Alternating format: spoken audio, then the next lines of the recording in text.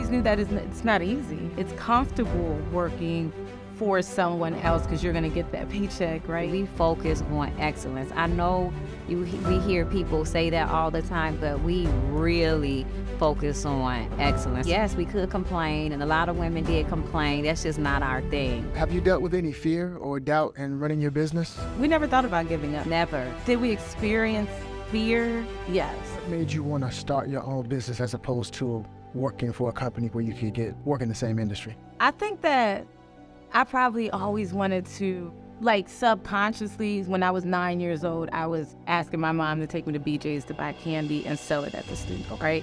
I've always had it in me.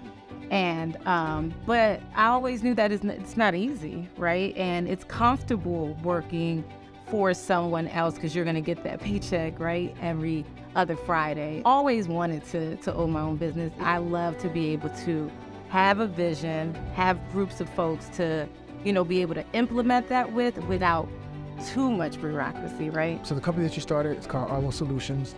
Can you tell us a little bit more about the company itself? Well, Arlo is DC-based. We started in 2014 with the EIN, and a great idea. Today, we are 9 years later, 80 employees. We are focused on 3 areas: cybersecurity, intel, and program management. We have 85 employees. And we are counting. We are counting. We were at 2 for a year. And so when we say you have to be dedicated, patient, and probably have another job. We're up to Yes, we didn't pay ourselves for 4.5 years. Even once we got our first contract, all of our employees, though, I'm not sure if they knew it, they were making more than us. We were literally not paying ourselves. We put every dollar that we had into the company. When we started the company, I was pregnant. And after I had my son, I quit my job because, in 1 year, Arlo was going to be amazing. I was going to be rich and flying on private jets, of course. And then 1 year later, I had to sell my property. I've depleted all of my savings, and it was clear I needed to go back to work. And so I went back to work. Arlene still worked on the business full time. And again, we weren't even bringing in any income. So, and again, everything that we got, we put it back into our company because we could not get any funding. And we knew early on that we didn't want anyone else to have ownership in our company. We were steady and stable, but very, very slow and intentional. So taking it back from the beginning, because it's obvious that you are very, very knowledgeable about cybersecurity, among other things. And Arlene, you're very knowledgeable about running a business.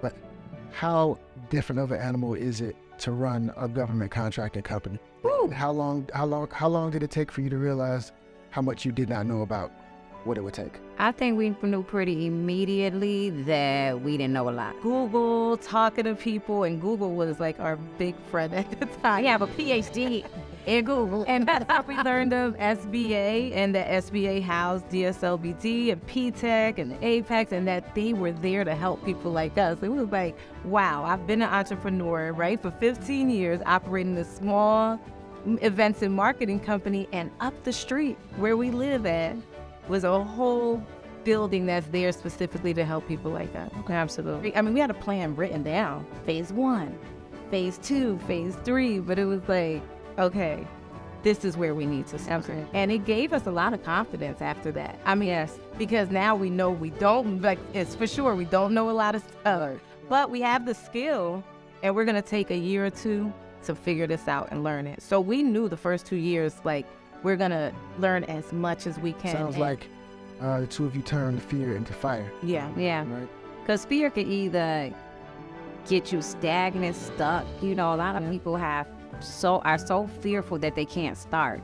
And then other people use fear to motivate them. I'm too fearful to fail, so I have to go and do this. And I think the fear that we felt was that fear that pushed you. It wasn't the fear that made us stagnant. It's like, okay, we have to go hard. One advice I would give is do not associate with people who do not believe in your vision. This is so difficult that you really don't need any naysayers in your ear on what you can and can't do. It is this industrial-based complex is complex. I would say to those small businesses trying to work with the government to really try to figure out or narrow down the agencies that you want to service, because quickly they'll see how large of the universe it is, and how many clients that there are is enough for everybody, I think, who wants to enter the field. So it's really about narrowing down the agency and the customer, really getting to know them, what they buy, what do they have the money to buy, and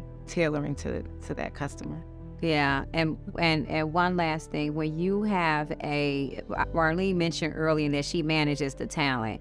You know, that is a funny way to say that she focuses on the back office. So what I would say for small business, if you have a specific skill set that you have, that's great. But either partner with someone, or you're going to have to go out and get someone that can help you on the compliance side. Breaking into government contracting is very compliance heavy. And so you want to have someone that's attention to detail, that can help you get these certifications, that can review contracts for you, that's very compliance-based, which that may be different than kind of what your services offer. So really you have to look at it from two different veins. Arlene and Lonye, thank you very much. Thank you for having me. Yeah, thank you for participating in this. I'm genuinely grateful. I've been watching you guys' journey for, I don't know, maybe like 8 years. Yes. And just to see your trajectory is just amazing to me. So I wish you nothing but luck in the future.